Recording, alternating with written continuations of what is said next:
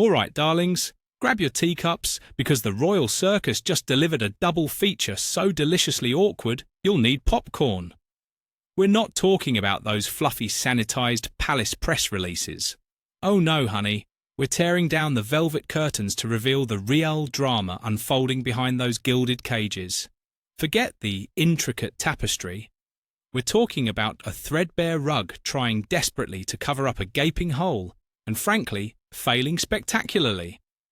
This isn't just insight, she makes it, sweetie. It's the unvarnished, gossip-soaked truth about the Windsors' latest PR panic and a father-son showdown that could rival a Shakespearean tragedy if Shakespeare had written for a reality TV show. Now, before we plunge into this glorious mess, if you're sick of the saccharine spin and craving the raw, unfiltered truth that they don't want you to hear, you know what to do.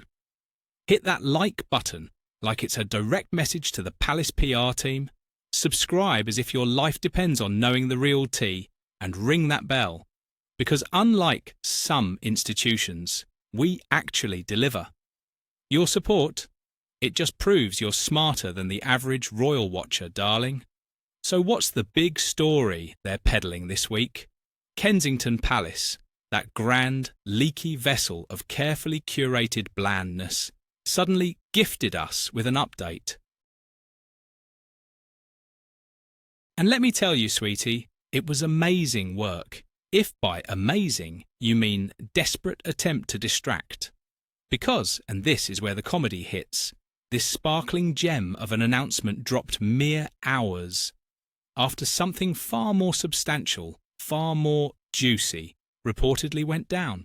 We're talking about a clandestine, whisper-laden summit between our future king, Prince William, oh, he is royal, bless his heart, and his dear old dad, King Charles III. 1 minute, it's all, look at us, we're saving the world with swimming lessons. The next, it's, Daddy, we need to talk and bring the tissues. The contrast, darlings, is not just stark. It's a full-blown PR disaster trying to cosplay as public service. Let's face it, darlings, Kensington Palace's Instagram account, that digital shrine to all things perfectly poised and passionately purposeful, suddenly burst forth with a captivating video on a Thursday evening. Oh, the drama! It was all about William and Kate's very own philanthropic vehicle, the Royal Foundation, which, let's be real, is essentially their gilded chariot for optics. This foundation, a beacon of lasting change in mental health, don't even get me started on that irony. Early childhood, because they know best how commoners raise their offspring. And environmental conservation, while flying private, obviously, suddenly found a new, utterly unassailable passion. Swimming lessons. And who better to front this monumental, life-saving endeavour than Olympic legend Tom Dean, MBE?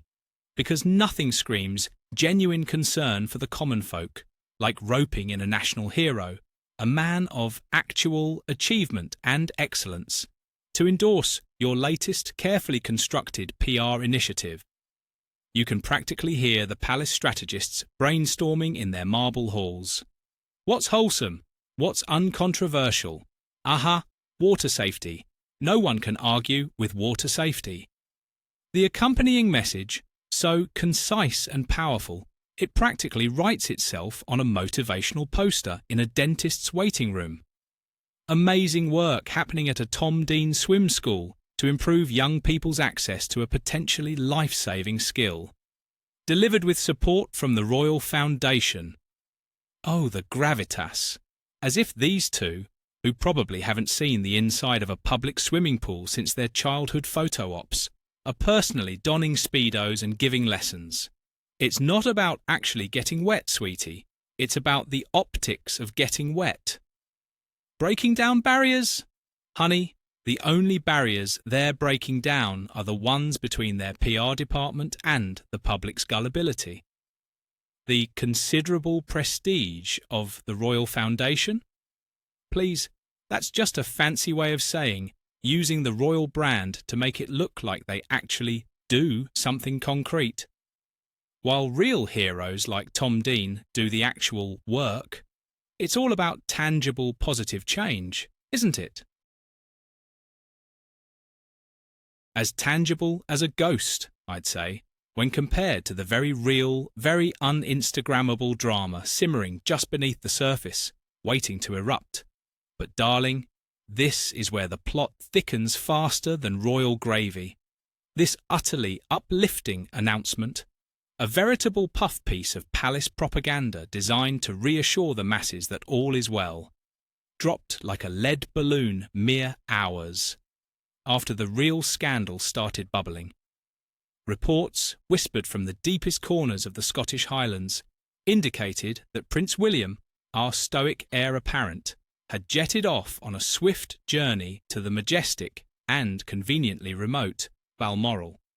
Oh, the urgency! You can just picture him, cape flapping dramatically, arriving at Aberdeen Airport like a very disgruntled James Bond, making his way to that cherished private retreat, aka the Royal Panic Room. Balmoral, the very place where the late Queen Elizabeth II, God rest her soul, finally found some peace away from this lot, now tainted by the sheer drama of it all. This wasn't just a fleeting, "Hello, Daddy." Oh no, sweetie, he was slated to remain for a few days. A few days? Clearly, this was less a father-son chat and more an intervention, a royal summit of epic proportions, designed to iron out whatever creases are threatening to unravel the entire regal tablecloth. Somewhere, a teacup clattered from sheer, unspoken rage.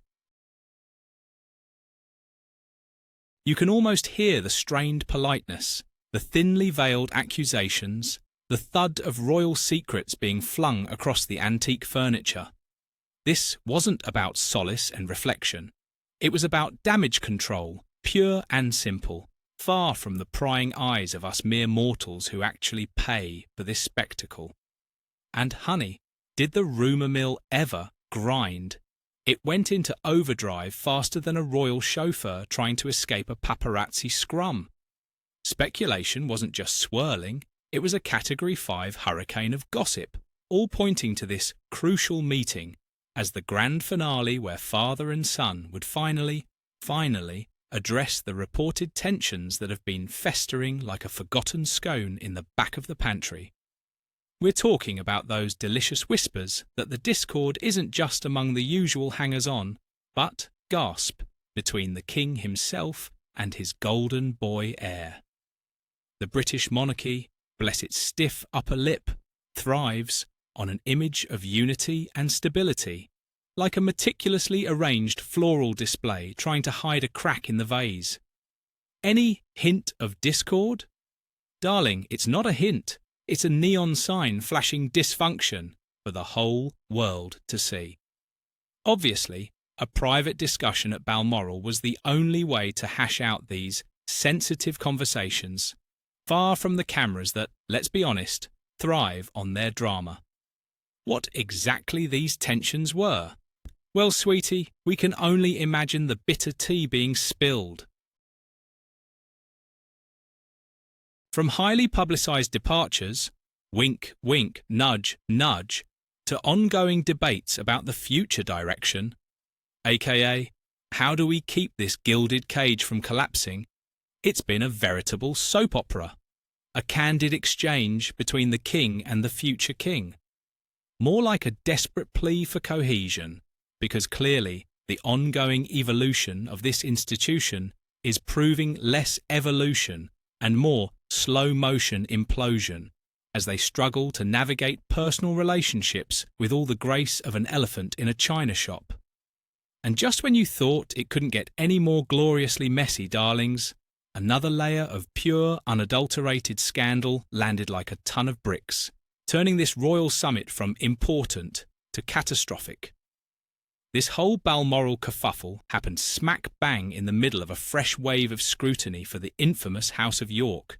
You know, the branch that still makes palisades spontaneously combust with anxiety, because obviously, during this very sensitive time, the ghost of Jeffrey Epstein decided to waltz back onto the public stage, dragging Sarah Ferguson, the Duchess of York, right along with him.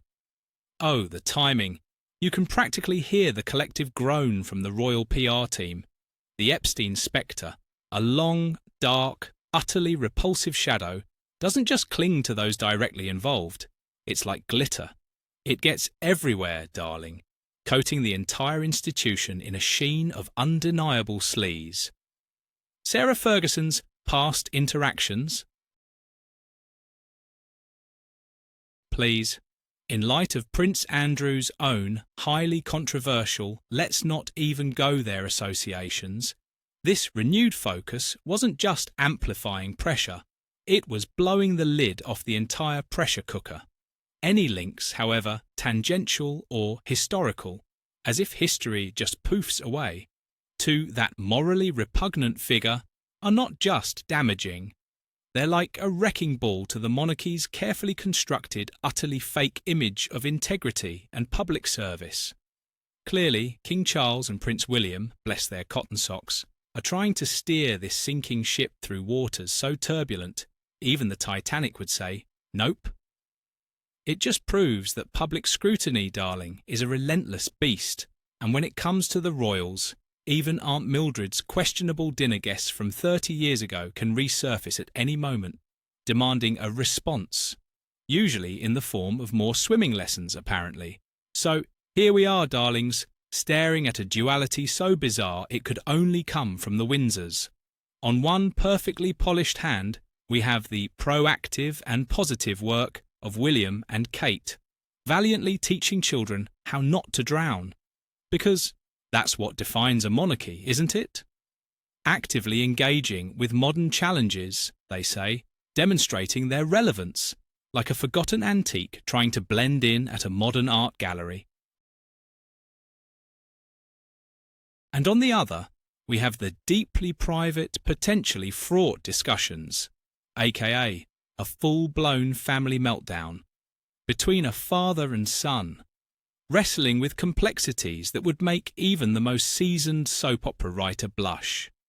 This fascinating interplay between public pantomime and private catastrophe, between outward-facing philanthropy, read, photo ops with children, and inward-looking introspection, read, furious shouting behind closed doors, isn't just defining the modern monarchy, it's defining its slow, agonizing demise. They're not balancing a united front, sweetie. They're juggling flaming chainsaws while wearing blindfolds, hoping no one notices the growing pile of ashes. The timing of that Kensington Palace update, please? Deliberate, or perhaps coincidental? Let's be real. It was a smokescreen so thick you could cut it with a ceremonial sword. It wasn't reassurance. It was a desperate attempt to shove a glittering bauble in your face while the foundations crumble. Resilience and adaptability. More like stubborn refusal to acknowledge the inevitable as they desperately cling to tradition while simultaneously trying to look relevant. The future of this monarchy doesn't hinge on grand ceremonies. It hinges on whether these crucial private conversations involve actual solutions or just more expensive wallpaper for the crumbling castle. Honestly, who needs reality TV when you have these lot? Was this subtle attempt to shift focus a stroke of genius or just another pathetic flail? Tell us what you think, because unlike them, we actually want to hear the truth. Don't forget to like this video, subscribe to our channel for more exclusive royal updates, and join us again soon as we continue to expose the fascinating world of the British royal family. Thank you for watching, and remember, the truth is always more scandalous.